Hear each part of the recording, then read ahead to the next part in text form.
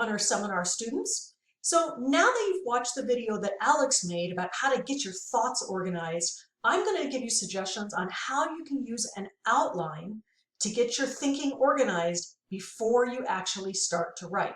Now, here's something that I want you to think about, which is don't have your outline look like this. 1, opening paragraph. 2, utilitarian argument. 3, virtue theory argument. 4, conclusion. That's not an outline, that's just a bunch of words on a piece of paper. What makes an outline effective is that you put in the details about the arguments you're going to be making. So for example, you're not going to have a section that says 1, utilitarian argument, and that's all you say. You might say something about consequences that of course relates and turns into a utilitarian argument, but it's the details that actually matter.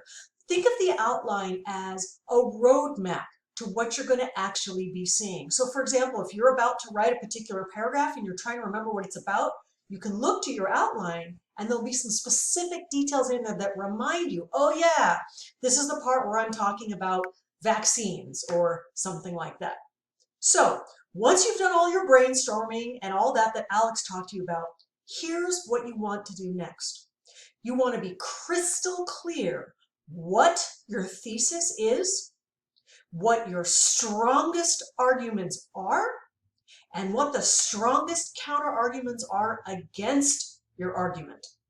If you've ever done any debate, we call this road mapping, meaning you're creating a map for where you're going to be going. So what I'm going to be showing you is an outline for the paper you've already written, the one about Lakwanda and her cousin Ravi.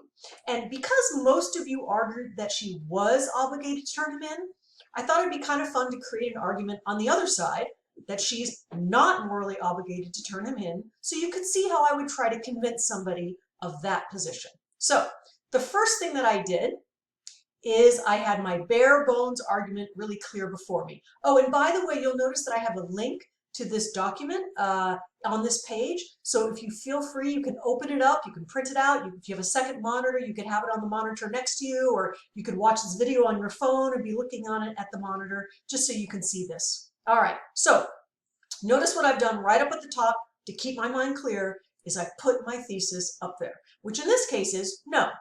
Lakwanda is not morally obligated to turn Ravi in. And after all my bubble mapping and brainstorming and free writing, I've decided the 2 strongest arguments I can make are, number 1, it's a prima facie duty analysis. Of all the competing duties inherent in the scenario, her actual duty is loyalty to family.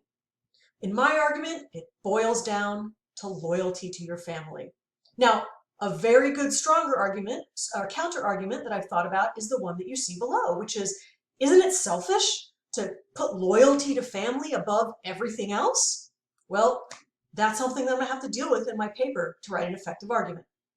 The second strongest argument that I could come up with in support of my thesis was a deontological argument, an appeal to a moral rule, which in this case is one should never betray a friend or family member before exploring all other options. If you haven't explored all other options, you violated this rule. And that's why Lakwanda is not obligated to turn Ravi in. Of course, a very strong counter argument to that is, hey, sometimes it takes a lot of time to pursue other options, and time is of the essence, especially with the global pandemic. So notice now I've got my argument really crystal clear.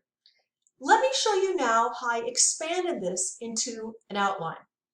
Now, I'm going to admit one thing right away, which is I tend to be a little bit wordy. I wouldn't be surprised that Alex, if he were doing an outline for this exact same argument, might have fewer words in his, but I just thought I'd show you the way that I do it. So we're going to simply look at my outline for the first half of the paper, and the rest you can see on the document. All right, so notice again, I've got my thesis right up at the top. It's important for me to be able to visually come back to it and remind myself, oh yeah, that's what I'm trying to convince somebody of. So notice now you're starting to have a few more details that might be suggesting to you what the various paragraphs are going to be doing. So notice, of course, I'm going to have an opening paragraph for the thesis, and then I'm going to dive into what I think is the strongest argument in favor of my thesis, which is that her actual duty is loyalty to her family. The first few paragraphs of my paper, once I've gotten the opening out of the way, is going to be to try to convince the reader of this. Now, of course, for prima facie duties, there's multiple parts. And the way I've got this divvied up here, notice I've got probably what's going to become different paragraphs. So I'm envisioning that maybe my next paragraph will be talking about all the duties that say she is obligated to support, to turn Robbie in, right? I'm going to put those first, then I'm going to put the one that supports me second, because you always want to have your strongest argument at the end. So first I might talk about duties she has to her classmates, duties she has to herself, duties to the university. I'll fill out all the details in that actual paragraph. Now, in the next paragraph, now I'm going to start turning you around to me. I'm going to say, okay, let's now talk about the duties that support my thesis. And this is where I start talking about family loyalty. I'm going to try to make an impassioned plea about why this is so important.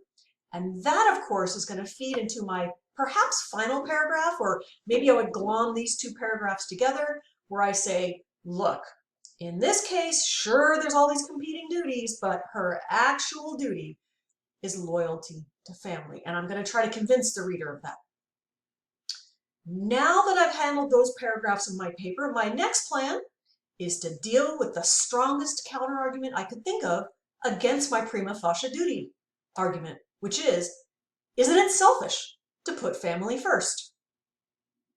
Notice, then, I go into my concession rebuttal, and I've thought it out, and I've put some of these details in my outline. I would say, well, yes, I'm going to concede that, like, certainly if my family member is a serial killer, that's one thing, but this isn't really quite the situation we have here. Robbie's just a silly young man, and besides, there's other things that can happen before turning him in and betraying a family member. And because of my loyalty to my family, I have an obligation to pursue that first. So notice that already I've got the first, 4, 5, 6 paragraphs worked out here. I know exactly what each paragraph is going to do. Now I can start filling it out. That's all I'm going to say on this video, but like I said, I've got my full outline on a document here that you can check out. Notice that once I've done all this work, get my thoughts organized, put them in an outline, writing the paper is going to be a lot easier than just sitting down at that typewriter and being like, what do I type? Get organized first. Make your thoughts clear.